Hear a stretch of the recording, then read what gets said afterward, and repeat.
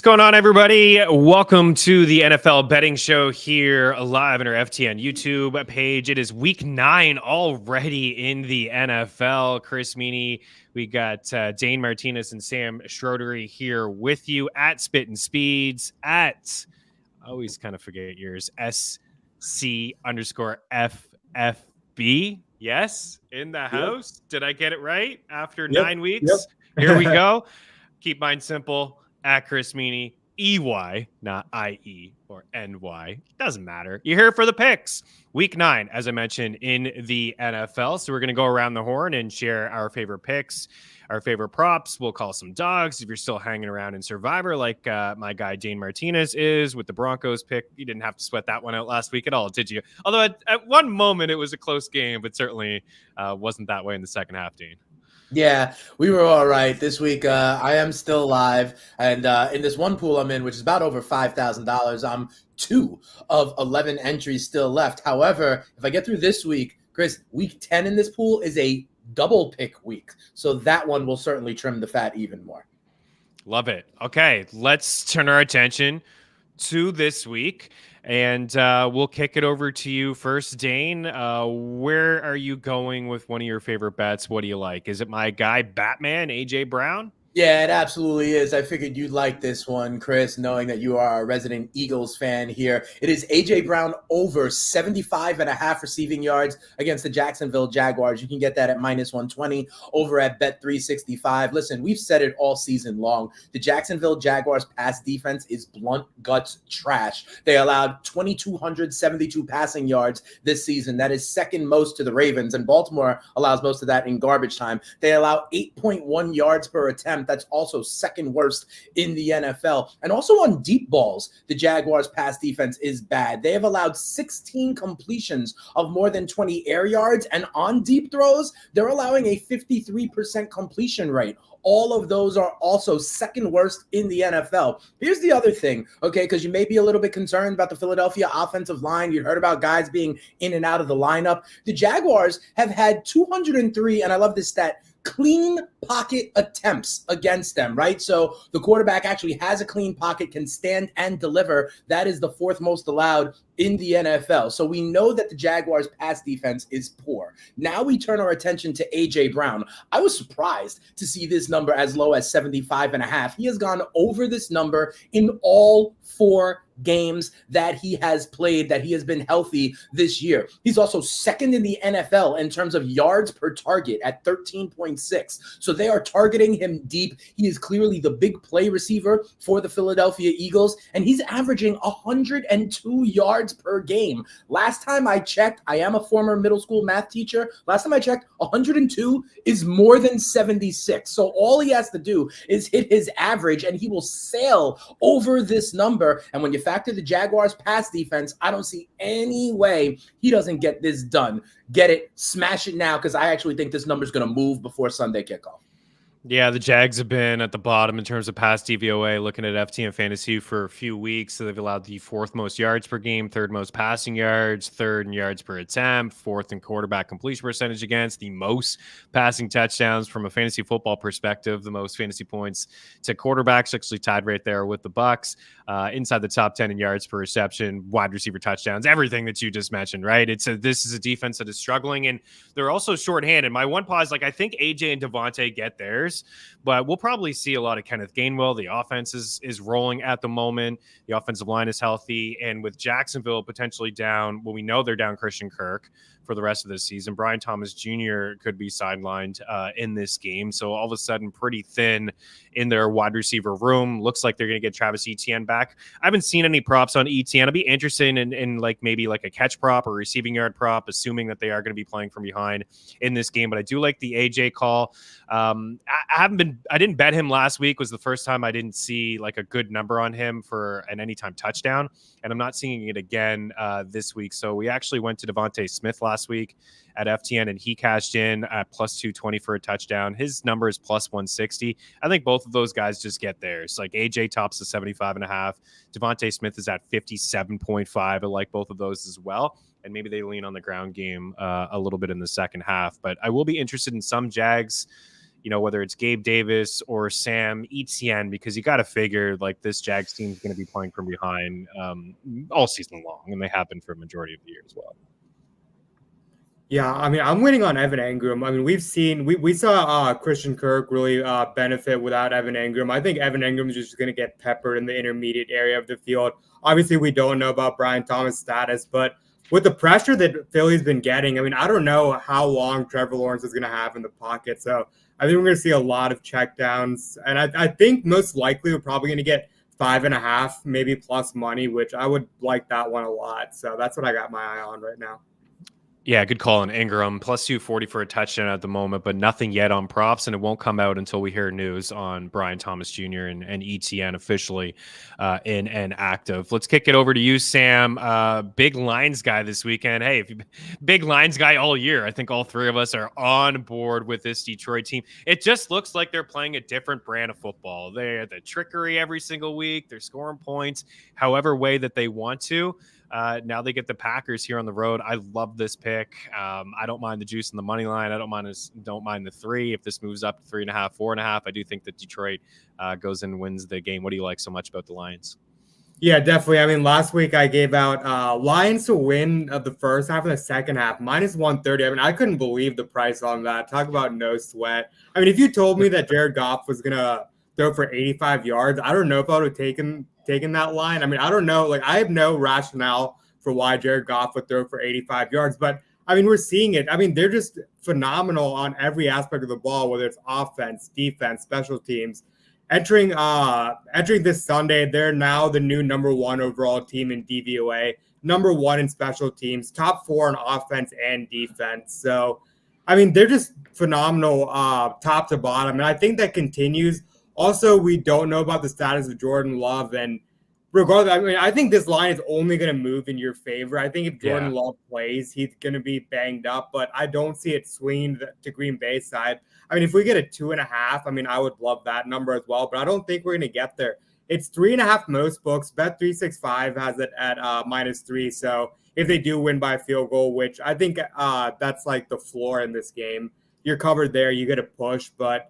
Yeah, I think the Lions win. I mean, they've been great on the road, undefeated on the road. They had the one divisional matchup against Minnesota, undefeated in the division, and it is somewhat of a must-win game. I mean, they're half a game up against Green Bay, so they do have to win this game, and I just want to back the Lions again here. No, I'm with you. I absolutely love it. It was 3.5 like early on, and then as you said, there's a couple of 3s out there. This one here from Bet365, and it does sound like Love's going to try to play, but even if he does play, he's not going to be mobile in that pocket. And it's just so like, how can you move away from this Lions team? So we'll just stick with you. You got a couple other props that you like here. Jared Goff over 84.5 passing yards. Now this one here, 224, Jared Goff minus 140 at ESPN. Yeah, this is one of my favorite things to do. When you have such an outlier game like that, I want to look at all the guys in that game, see what kind of lines they hang up in. I mean, when have you seen a 224.5 line on Jared Goff? I mean, I think that's a wild number. I do think if Jordan Love plays, even if he doesn't play, I do think Green Bay can stay in it. We've seen LaFleur do a phenomenal job with Malik Willis, so I don't think it would be a blowout in any way. So I think it'll be close enough for Jared Goff to at least throw for more than 85 yards. But yeah, I mean, going into last week, he had 280 plus yards in 3 consecutive games before the beatdown last week. So I do think they are going to have to pass at least a little bit more. I mean, you're not asking for a lot for him to get 225 yards. And on top of that, it's a pretty good matchup. The Packers allow the 10th most passing yards per game to opposing signal callers. It's about 235.6. And I mean, they haven't faced like the who's of quarterbacks either. It's just a mediocre secondary, again, giving it up through the air. So this feels like a pretty easy one. Yeah, I like this call as well. And then Sam Laporta, I believe we may have had on this show, or Dane Randall joined the show on Friday, and even Blickle as well. We talked about Sam Laporta.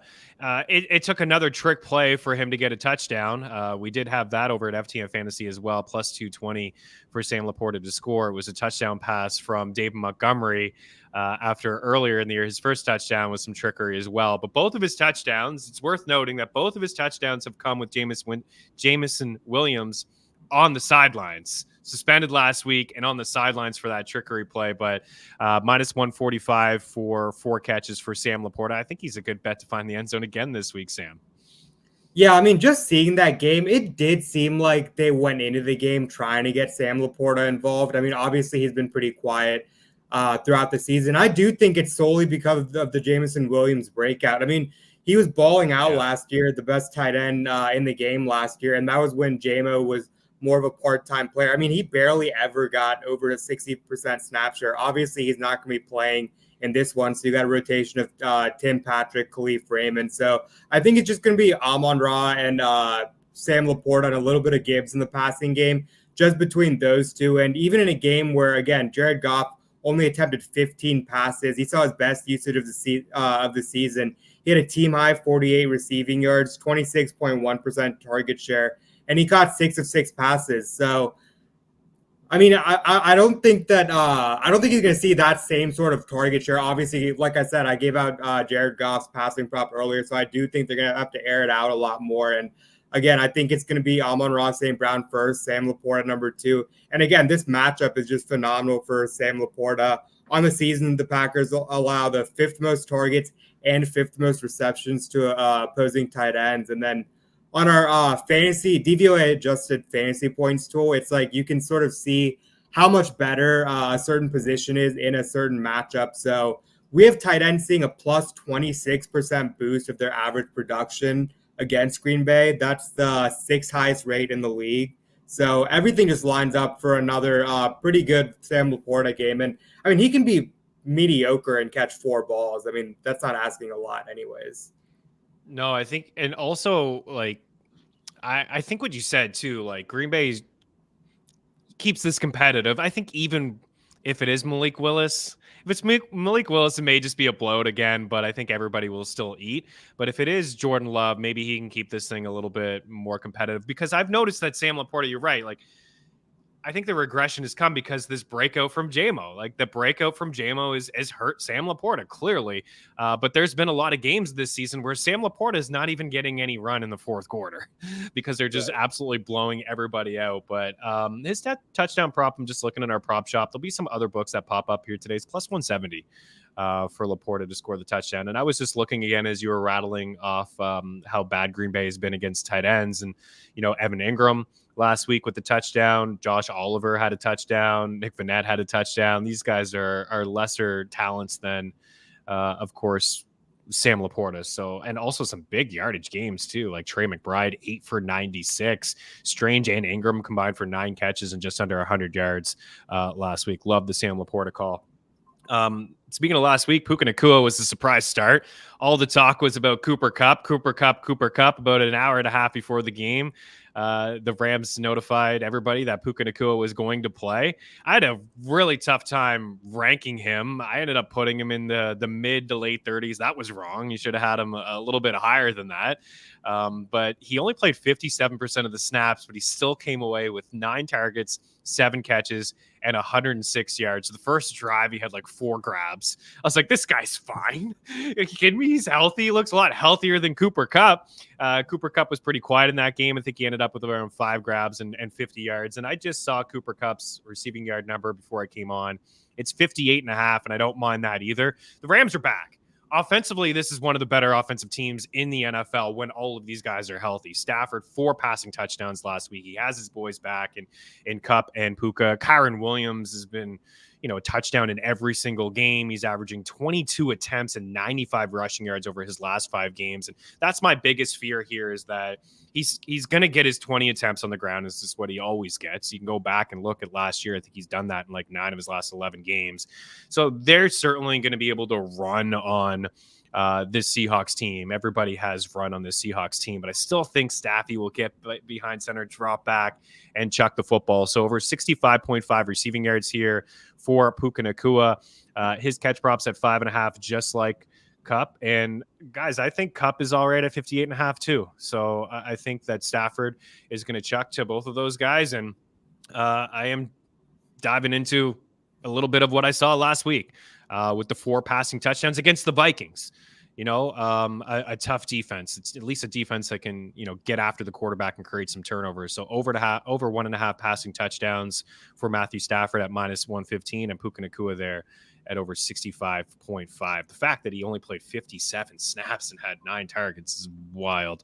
Yeah, I was gonna say, I mean, if you like Cup and Puka Nacua both, I think there's a 242.5 passing yards on 365 for Stafford. That's my favorite one of the game. Like, I think for the most part that we're gonna see some Cup games, some Nacua games, but I mean Stafford, just bet on Stafford. 242.5, that's wild. I thought it was gonna open at 255.5 or somewhere around there, but I really like the 242.5 number. So I'm glad you brought it up because that was in my thought process as well. Like Puka, Cup, Stafford touchdowns. Why not Stafford passing yards?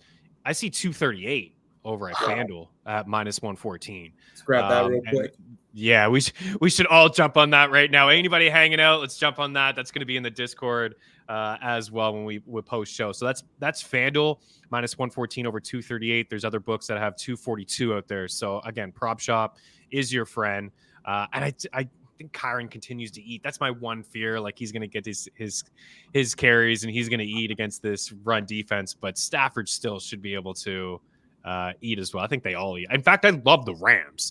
-104 on the money line. I jumped on that, I think, late Monday night, and it is moving in favor of them. Let's get you guys some live odds here. -120. So still not too bad. I know that DK Metcalf is expected back on the other side, but like I said, I think we're all in agreement. I hear Dane, Seattle with Stafford back and with his boys back, like this is a really this is a good offense to take serious. And a couple weeks ago they were looking like sellers, and now Dane, everybody's happy, and maybe they'll win the division.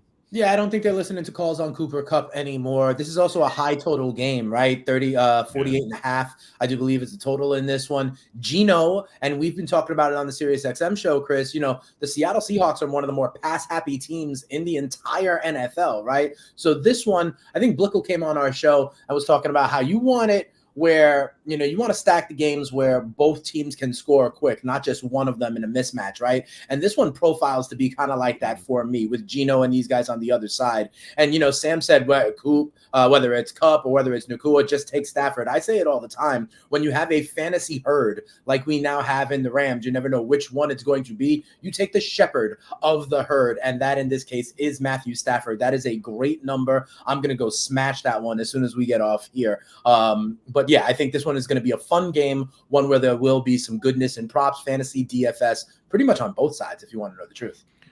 A couple more plays here. Devon Achan. Nice to see Tua back under center. I wish they threw the football a little bit more last week, but Achan looked better between the tackles. Raheem Mostert scores a couple touchdowns. A good spot here this week, actually, against the Bills defense that had struggled against stopping the run. Exactly. And, I think you make a great point here. First, with Tua back, one of the things that does is that all of a sudden defenses have to respect the pass a little bit more than it was Snoop Huntley when it was, Skylar Thompson or anybody else that was not named Tua out there, right? So what does that mean specifically? That means safeties. They can't bring in those extra safeties into the box, respecting, obviously, Tyreek Hill, what Jalen Waddle can do with Tua under center. So I think that really helps run lanes for Achan, for Mostert, for anybody else who's getting carries for the Dolphins. And check this out. The Buffalo Bills, you mentioned it, Chris, their run defense can be had. They allow 4.8 yards a carry. That is 6th most in the NFL. And over at the Stats Hub at FTN, we've got great metrics around explosive carries, explosive yards, right? Those are carries that go for more than 10 yards. The Bills give up explosive runs, so they allow runs of 10 or more yards 15.5% of the time. That is the 4th highest rate in the NFL. And on those carries, they have amassed 582 yards. You do a little quick division, that's around 19 yards per carry on those explosive runs. So when you see a number like 14.5, they're giving up the big runs. And when they do, it's around 20 yards a game. And then you look at Achan. Achan has 11 runs of 10 or more yards. And in those runs, he averages 16.7 yards per carry, right? So that also is over this number at about 15 yards or more. You mentioned the idea that Tua is back on the center, what that does for the defense. I think when you put Tua back under center, this Bills defense, and we all know Achane is explosive, right? They have a track team in Miami, so all I need is for him to have one carry of 15 yards or more. You can get that at -120 over at BetMGM. I think he'll break at least one off against the Buffalo Bills run defense. I love it. Devon Achane over 14.5 longest run against the Buffalo Bills. We got a couple more plays here before we get out of here. Cedric Tillman is a guy that popped off last week. Actually, back-to-back weeks now. He's got 21 targets over his last 2 games. He played 62 of 69 snaps last week for the Brownies, and he ran 40 routes. He was just behind Jerry Jeudy in terms of snaps and routes. And I know Elijah Moore led the team in targets, so I don't care about Elijah Moore too much. But Jameis Winston, right? He comes in, he throws for 300 yards, 3 touchdowns, no picks. He's just like one of 2 Browns to have 300 plus yards and 3 passing touchdowns over the last 15 years. The other is Baker Mayfield. We don't have enough time to get into Deshaun Watson. We don't need to. This is Jameis's team now, and he's chucking the football. Last week for Tillman, 9 targets, 7 grabs, and 99 receiving yards. So I think that they'll continue to chuck the football. They turned into a pass-happy squad when Flacco turned over last year. Of course, they have a guy like Nick Chubb, but I think that this team will throw the football a little bit more than they have at least in Kevin Stefanski's past behind the helm there, or calling the shots. So 45.5 receiving yards, -110 over at Bet365. And I'll stick here with another prop before we throw over to Dane for his final one. And it's Chris Olave at over 64.5 receiving yards. Olave received a 29% target share last week. Just to put that into perspective, Justin Jefferson leads the NFL with a 29% target share. So I know it's just one game, and it was 2 different quarterbacks with Heener and Spencer Rattler. Derek Carr is expected to return this week, and that's good news for Chris Olave. Alvin Kamara, who also had a target share around 24-25%. The offense is going to run through those 2 guys. If you look at last year when Rashid Shaheed was hurt, Chris Olave was a target machine. And then on top of just him getting a lot of volume and having his quarterback back, we look at the matchup against the Carolina Panthers, the second highest quarterback completion percentage against, the second most yards allowed per game. By the way, the Saints are number 1 inside the top 10 in passing yards allowed as well. So this is a brutal football team. They were able to put up nearly 50 points against them in week 1. Like Chris Olave here at over 64.5 receiving yards. And then Dane, you have one more, and this is a guy we've been talking a lot about on Sirius XM Fantasy Sports Radio. Underrated in the betting community and underrated in the fantasy football community as well. This is a top 30 wide receiver last year in fantasy points per game, and he's been getting some volume now that Devontae Adams is no longer on the squad. Yeah, it's Jacoby Myers. I like the 4.5 receptions. It is pretty juicy at -156 over at FanDuel. You could also look at his yards at around 49.5, 50.5 if you want a -110 instead. Listen, for the receptions, Myers has gone over this number in his last 4 games.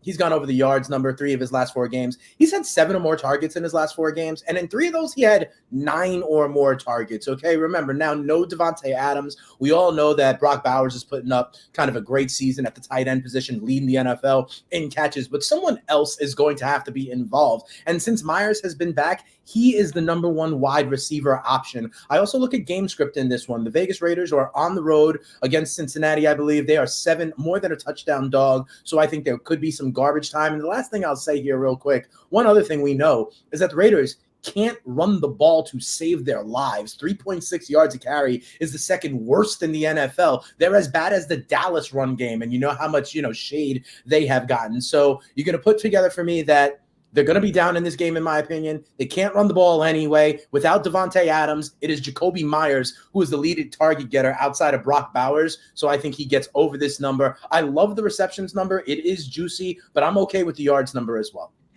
Week 3, 4, 5, and 8. We didn't include the first 2 weeks when Adam was on the squad. Adams was on the squad, and there's been a couple games where he's missed with injuries, like 5 and 6.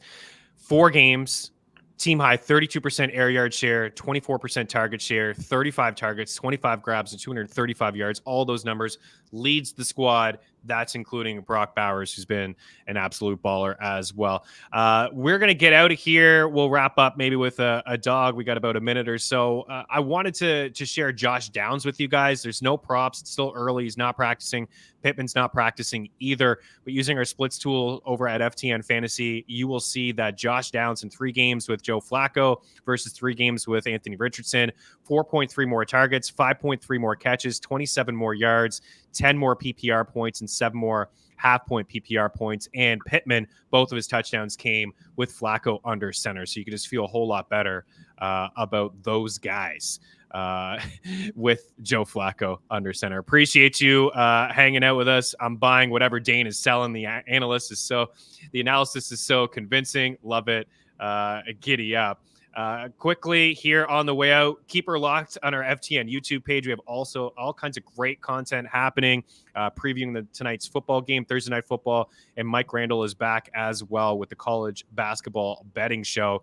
And on Wednesdays, you check out the NBA betting show here as well.